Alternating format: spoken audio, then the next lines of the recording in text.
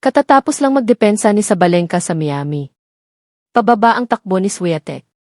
Pataas naman si Gauff. Pero wala halos may pinag-uusapan tungkol sa mga iyon ngayon dahil ang custom na jersey ni Alex Ila mula sa Nike ang biglang naging pinakahinahanap na kit sa women's tennis.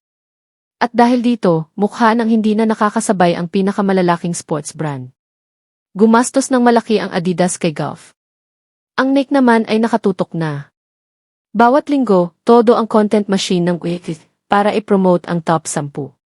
Pero ang tennis apparel na may pinakatunay na organic at cross-border consumer demand sa sport ngayon ay pag-aari ng isang player na rank 45 sa mundo, walang UTT Tour title. At wala pa nga sa top 118 buwan lang ang nakalipas. Kung tutuusin, dalawa lang ang ibig sabihin nito, maaaring ito ang pinakamagandang aksidenteng brand moment sa kasaysayan ng tennis. O patunay ito na mali ang pagkaunawa ng ibang kit deals sa kung ano ba talaga ang gustong maramdaman ng fans kapag bumibili sila ng isang shirt. Nagsimula ang lahat sa isang sampaguita blossom sa loob ng isang puting kahon na iniabot kay Alex noong umaga ng kanyang Wimbledon debut, Hulyo 1, 2025. Pagdating ng Agosto 2025, sumabog ang demand ng fans. May limited edition tee na inilabas. Sold out agad. Sa loob lang ng ilang araw, umabot na ang mga reseller sa iba't ibang bansa. Kaya pag-usapan natin kung bakit ang isang bulaklak sa isang hair tie ang tila nagbago sa mga patakaran ng tennis merchandising magpakailanman. Para maintindihan kung paano nauwi ang isang limited edition t-shirt mula sa isang Nike retailer sa Pilipinas sa mga iba-ilisting na ipinapadala sa United States, Europe, at Middle East, kailangan nating balikan ang mismong umaga ng Hulyo 1, 2025 at unawain kung ano ba talaga ang ginawa ng Nike at bakit ito sobrang naiiba sa anumang nagawa na nila noon para sa isang tennis player. Noong panahong iyon, rank 56 sa mundo si Ila. Ilang araw pa lang ang nakalipas mula nang maging kauna-unahang Filipina na umabot sa isang singles final sa Eastbourne, kung saan masakit siyang natalo matapos magkaroon ng 4 na championship points. At noon ding umagang iyon, papasok siya sa center court ng Wimbledon para harapin si Barbora Krejcikova, ang defending champion. Sa anumang sukatan, napakalaki ng pressure sa kanya ng araw na iyon. Ang pinili ng Nike na gawin ay hindi maglagay ng camera crew sa labas ng hotel niya. Hindi sila naglabas ng campaign post sa halip, naghatid sila ng isang maliit na puting kahon. Sa loob nito ay isang handcrafted hair tie na may sampaguita blossom, ang pambansang bulaklak ng Pilipinas, mula pa noong 1934. Ang mismong kahon ay may disenyo ng miniature tennis court sa loob, at may kasamang sulat kamay na note mula sa Nike na nagsasabing, "Every dream begins as seed." May nakasulat ding kasabihang Filipino, kung ano ang itinanim, siya ring aanihin. Kinumpirma agad ng Nike Philippines, matapos ang laban na ang piyesang iyon ay ginawa eksklusibo para kay Ila. Hindi iyon ilalabas sa mass production. Hindi iyon ibebenta. Iisa lang talaga iyon. At ang desisyong gawing tunay na hindi na maulit ang isang bagay ang siyang lalong nagpasiklab sa demand na sumunod. Habang inaabutan ng Nike si Ila ng isang kahon na may sulat kamay na note, ang mas malawak na tennis merchandise machine ay ginagawa ang nakagawian nito, mga nakaschedule na content drop, maingat na outfit reveals na nakatali sa tournament draws, at mga atletang kinukunan ng litrato sa magkakaparehong colorways para sa seasonal campaigns na binalangkas 6 na buwan ng mas maaga ng mga committee. Hindi ito puna sa mga atletang iyon. Ito lang talaga ang realidad kung paano tumatakbo ang sportswear merchandising sa malaking sukat. I-standardize mo, i-globalize mo, at alisin mo ang partikular para maging mas malawak ang appeal. At sa loob ng maraming dekada, umubra iyon sa tennis dahil may napakakitid na ideya ang tennis kung sino ang consumer nito, may kaya, western, at pamilyar sa kasaysayan ng sport isang customer na bibili ng Serena Williams kit dahil si Serena ay isa ng cultural institution, hindi dahil may sinasabi ang shirt tungkol sa pinagmulan niya. Ang ginawa ng Nike para kay Ila noong Hulyo 1, 2025 ay kabaligtaran mismo ng modelong iyon. Gumawa sila ng isang bagay na partikular sa isang tao, nakaugat sa pambansang identidad na halos hindi pa naisasentro sa tennis merchandise noon, at kinumpirma nilang hindi na iyon maulit kailanman. Sa paggawa nito, maaaring aksidente man o sadyang plano, nalikha nila ang perpektong kondisyon para sa isa sa pinakamalalakas na demand cycle sa kasaysayan ng sports merchandising. Agad at malakas ang naging tugon ng fans sa hair tie. Sa loob lang ng ilang oras matapos ang Wimbledon debut ni Ila, dagsa na sa social media ang mga post ng mga Filipino fans na nagtatanong kung saan iyon mabibili. Direktang sumagot ang Nike Philippines, hindi ito binebenta. Pero sa halip na mabawasan ang demand, lalo lang itong tumindi. Pagsapit ng Agosto 2025, handa na ang Nike at ang Park Access, ang official Nike retailer sa Pilipinas, sa kanilang tugon. Inilabas nila ang Nike Give You in Full Bloom Tee. Dinisenyo ito ng Manila-based artist na si Georgina Camus. Tampok sa shirt ang sampagita na nakapatong sa rendering ng grass courts ng All England Club. Ayon kay Camus, simbolo ito ng disiplina, tapang, at full-circle growth, isang disenyo upang magbigay inspirasyon sa susunod na henerasyon na mamukadkad sa sarili nilang panahon. Available ito bilang tee, tote bag, at ball cap. Ibinenta ito sa Park Access. At napakabilis nitong naubos. Ayon sa mga ulat ng Philippine Sports at Lifestyle Media, ang koleksyon ay literal na lumipad palabas ng shelves at online stores. Hindi nagtagal, nagsimulang lumitaw ang international reseller sa eBay, nagbebenta ng shirt na brand new with tags, at ipinapadala mula Pilipinas papunta sa mga buyer sa New Jersey, East Brunswick, at iba pang lugar. Maraming listing ang lumabas, iba't ibang size mula gate hanggang large, at bawat isa ay hiwa-hiwalay na resale transaction mula sa magkakaibang seller. Kung magiging eksakto tayo sa kahulugan nito, ang resale activity sa ganitong sukat para sa tennis apparel na konektado sa isang player na wala pang audit title. Mula sa isang bansang halos walang makasaysayang commercial footprint sa ecosystem ng sport, ay tunay na walang precedent sa modernong panahon ng women's tennis merchandising. Dito pumapasok ang pinakamatinding punto ng kwentong ito, dahil ang mga katotohanan mismo ang mas matapang kaysa anumang hot take. Noong Marso 30, 2026, si Ila ay nasa rank 45 ng BC matapos bumaba ng 16 na pwesto kasunod ng kanyang round of 16 na exit sa Miami, kung saan natalo siya kay Carolina Muchova sa straight sets.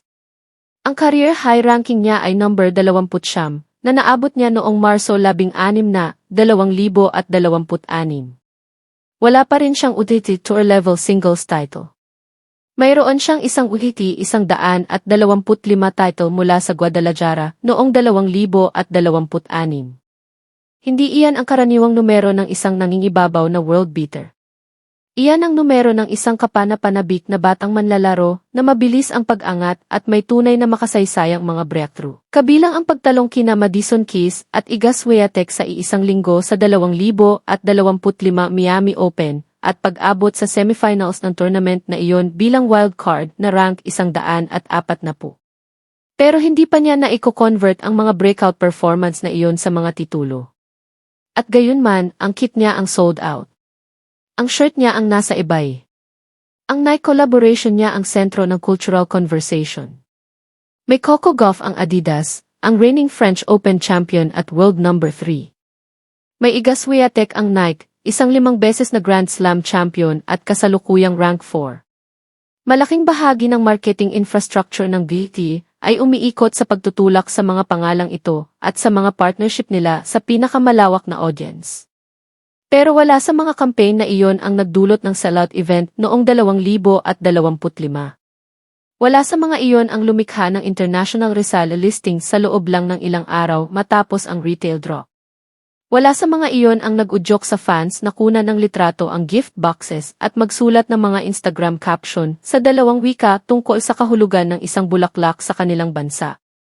At iyan ang blind spot na inilalantad ng kwentong ito, ang malaking agwat sa pagitan ng commercial investment at tunay na fan response.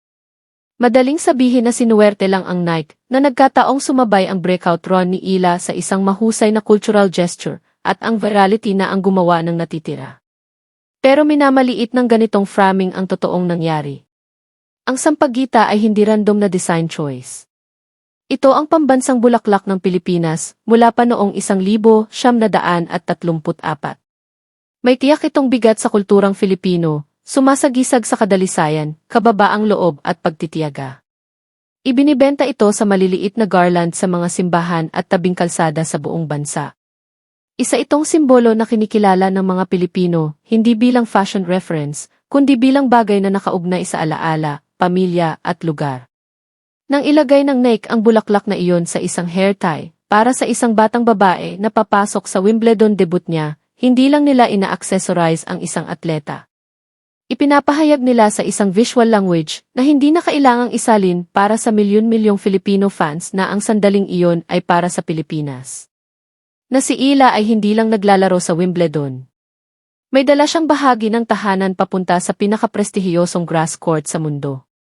Iyan din ang dahilan kung bakit tumama ng ganoon kalalim ang Instagram caption ni Ila, nakasulat sa English at Filipino, paalaala ito kung saan ako nanggaling at sa kulturang lagi kong dala. Ang pangungusap na iyan, mula sa isang ranked tennis professional sa isang Grand Slam, ay hindi isang linyang karaniwang galing sa brand briefing document.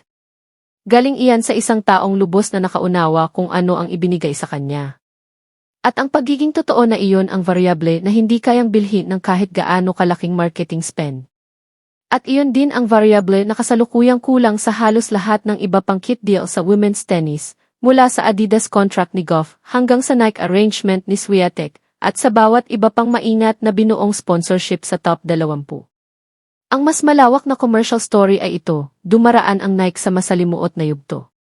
Nahaharap ang brand sa mga tanong tungkol sa relevance nito, sa sobrang pag-asa sa mga legacy-athlete relationships, at kung taglay pa ba nito ang dating cultural instinct na nagpasikat dito. Ang Knicks Skims joint venture na inilunsad noong 2025 ay isang senyales na naghahanap ang kumpanya ng bagong commercial territory sa women's sport. Ang collaboration kay Ila, kahit na may mga bahaging maaaring tunay na spontaneous, ay kumakatawan sa isang bagay na mas mahalaga kaysa isang product line. Patunay ito na may napakalaking fan base para sa women's tennis sa Southeast Asia, emosyonal, handang gumastos, at matagal nang hindi na paglilingkuran ng maayos ng sports merchandising aparatus. Sinundan ng mga Filipino fans ang mga laban ni Ila sa Miami kahit hating gabi dahil sa time zone difference. Pinuno nila ang mga upuan sa inaugural Philippine Women's Open noong Enero 2026. Bumili sila ng tickets, shirts at ball caps. Gumawa pa sila ng resale markets para sa mga item na hindi naman sana para i-resell. Hindi iyan niche audience. Isa iyang hindi pa natatamaan na merkado na biglang nagpakita ng sarili sa pamamagitan ng isang mahusay na cultural gesture at isang atletang handa sa tamang sandali. Sa loob ng maraming dekada, tinrato ng tennis establishment, mga brand, tournament, at governing bodies, ang Southeast Asia bilang lugar para magpalawak ng courts at development programs. Hindi bilang rehiyon na may matatalinong fans na handang gumastos at gustong makita ang kanilang sarili na tunay na kinakatawan sa sport, gustong-gusto nila ang Ila jersey. At ang demand na nilikha nito ang pinakadirektang commercial evidence sa ngayon na mali ang palagay na iyon. 20 taong gulang si Ila. Naabot niya ang career high na number 29 noong Marso 2026. Naghahanda siya para sa clay season, at ang U500 Linz Open sa Austria sa Abril ang susunod niyang pagkakataon para makabawi ng ranking points. Maraming ulat mula sa loob ng tennis ang nagsasabing umiikot na sa kanya ang malalaking sponsor, at ikinukumpara na siya sa commercial explosion ni Emma Raducanu matapos ang 2021 Open. Kung mananalo siya ng titulo sa clay ngayong tagsibol o makakagawa ng malalim na run sa Roland Garros, lalong bibilis ang commercial conversation tungkol sa kanya, sa antas na magpapamukhang preview lamang ang kasalukuyang sigla ng Sampaguita shirt. At narito ang bahagi na dapat talagang ikabahala ng mga brand na hindi pa kasosyo niya sa negosyo, buo na ang cultural infrastructure. Nariyan na ang fan base. Umiiral na ang emosyonal na koneksyon sa pagitan ni Ila, ng Sampaguita, at ng milyon-milyong Filipino fans sa buong mundo, at naisasalin na ito sa aktual na komersyal na pagkilos. Sino mang makakuha ng mas malalim na partnership sa kanya sa loob ng susunod na 12 buwan ay hindi magsisimula sa wala. Papasok sila sa isang bagay na nasimulan na ng isang hair tie at isang sulat kamay na note. Napakabihirang posisyon yan para sa isang 20 anyos na atleta. At ito ay ganap na produkto ng isang makasaysayang pasya ng Nike. Bigyan ang isang batang Filipina ng isang bagay na custom, hindi mapapalitan, at may mensaheng nagsasabing, isa siya sa inyo, at ang sandaling ito ay para rin sa inyo. Hindi naging pinakahinahanap na kit sa women's tennis ang jersey ni Alex Ila dahil sa isang marketing strategy. Nangyari iyon dahil, kahit sa isang sandali lang, tumabi ang sport sa sarili nitong nakasanayang sistema at hinayaang may tunay na mangyari. Iyan ang buong kwento. At sa totoo lang, bahagya pa lang natin nasisimulan kung hanggang saan ang mararating ng trajectory ni Ila sa natitirang bahagi ng 2026. Kung ang breakdown na ito ay nagbigay sa iyo ng ibang pananaw na hindi tinatalakay ng mainstream tennis coverage, ang pinakamahalagang magagawa mo ngayon ay mag-subscribe at i-on ang notifications. Bawat linggo, mas malalim na sinusuri ng channel na ito ang mga kwento, business angles, at cultural shifts na tunay na humuhubog sa women's tennis, hindi lang ang box scores. Ilagay mo rin ang opinion mo sa comments. Sa tingin mo ba, planado ito ng Nike mula sa simula o aksidente nilang natamaan ang pinakamalaking organic brand moment sa kasaysayan ng tennis? Dahil karapat-dapat pagdebatehan iyan at dito ang tamang lugar para pag-usapan iyon.